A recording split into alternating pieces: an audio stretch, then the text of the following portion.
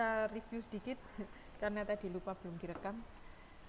Jadi modul 7 kita membahas sentralisasi,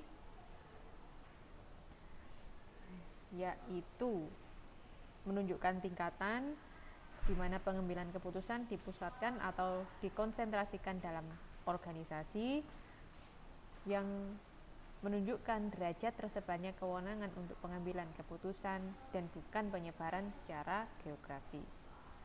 Itu. Ini sentralisasi berkaitan dengan otoritas formal dalam organisasi.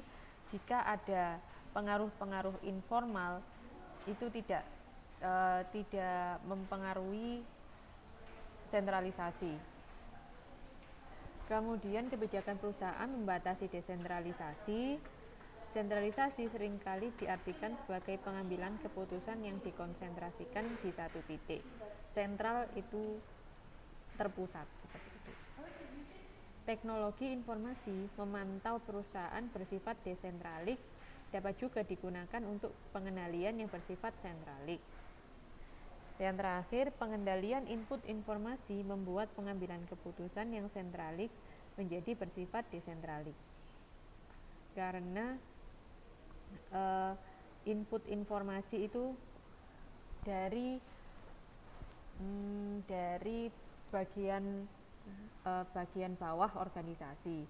Mereka mempunyai banyak informasi, kemudian informasi ini disampaikan menurut versi dari bawahan tersebut kepada atasan.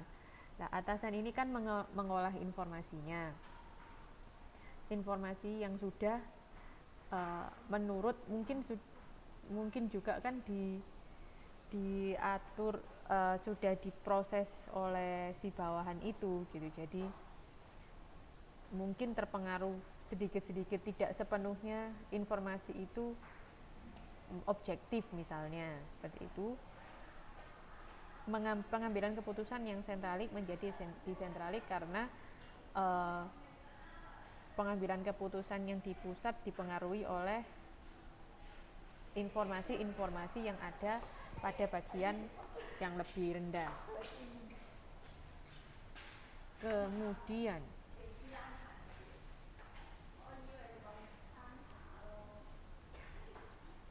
ini sentralisasi, maka itu sentralisasi diartikan derajat atau tingkat konsentrasi yang diberikan kepada pemegang otoritas resmi, baik berupa individu, unit, bagian, ataupun tingkatan hierarki, untuk memiliki kebebasan dalam menetapkan pilihan keputusan, sehingga karyawan dari tingkat hierarki yang lebih rendah dalam organisasi hanya memiliki kesempatan yang minimal untuk memberikan masukan terhadap tugas yang harus mereka kerjakan.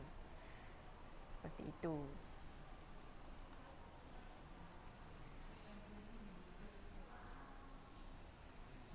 Kemudian dalam sentralisasi itu terdapat otoritas, yaitu hak atau kewenangan untuk bertindak atau memerintah pihak lain agar bertindak menuju tercapainya tujuan suatu organisasi. Dalam otoritas itu terdapat otoritas lini dan otoritas staf, di mana otoritas lini itu otoritas yang dimiliki atasan terhadap seluruh kegiatan dari bawahannya.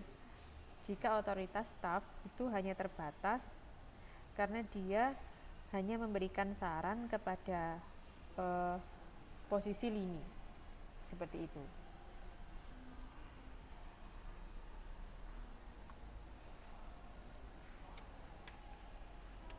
Di sini ada rantai komando, yaitu di halaman 7.9, gambar 7.1. Jadi rantai komando itu menunjukkan hubungan antara atasan dan bawahannya, mulai dari direktur utama sampai dengan seksi-seksi. Di sini yang paling bawah adalah pelaksana. Di sini ada berbagai macam seksi, ada produksi, ada perancangan dan pengendalian serta pengawasan mutu.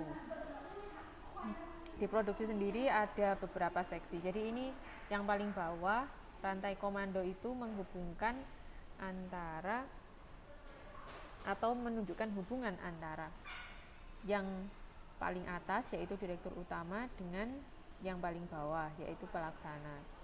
Di bagian pelaksana ini sebelum mereka berhubungan dengan direktur utama, mereka harus melalui tingkat yang kedua yaitu di sini ada bagian-bagian logistik produksi dan bagian lead bank.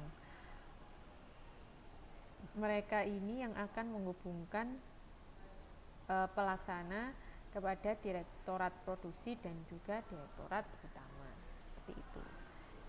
Jadi rantai komando lebih kepada hubungan antara atasan dan bawahan, seperti itu.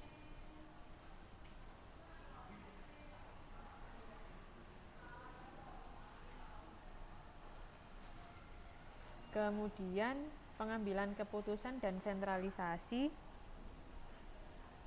Pengambilan keputusan yaitu penetapan pilihan dari berbagai alternatif. Jadi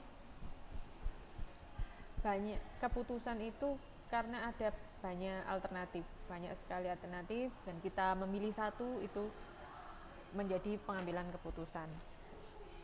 Kemudian info yang dikumpulkan oleh bawahan diartikan oleh bawahan dan baru disampaikan kepada atasan sebagai saran. Ini yang saya katakan tadi mengenai info versi bawahan. Jadi mungkin informasinya sudah diolah. Oke, sebentar Mbak Aning, saya catat, nanti saya coba cari.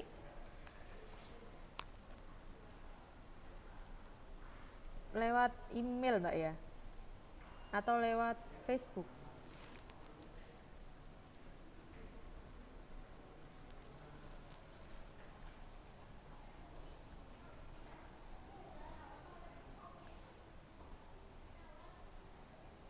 Oke, nanti saya cek Mbak ya.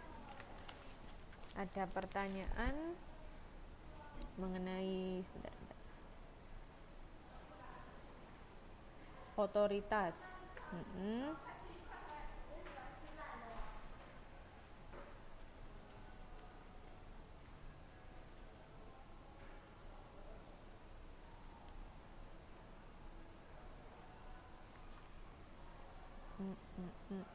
Mbak Nurlela. Oke.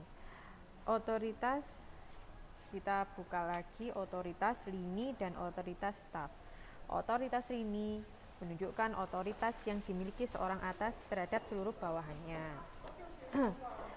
Kemudian otoritas staf memberikan saran kepada pemegang posisi lini, tidak memiliki wewenang untuk membuat saran menjadi kegiatan yang nyata karena mereka tidak memiliki otoritas terhadap para bawahan. Jadi kalau otoritas staf itu lebih kepada orang yang memberi saran kepada pemimpin. Semua organisasi baik kecil maupun besar mempunyai otoritas lini. Tetapi kalau otoritas staf bisa jadi organisasi kecil itu tidak mempunyai itu. Bisa jadi karena dengan pimpinan saja, dengan otoritas lini saja sudah cukup gitu. Saran tidak begitu memerlukan saran atau pertimbangan-pertimbangan lain dalam melakukan keputusan atau dalam menetapkan keputusan, seperti itu. Iya, seperti itu Mbak siapa tadi yang tanya, maaf. Mbak Anis. Saya boleh tanya what time? Oh, 9:40. Thank you. Oke.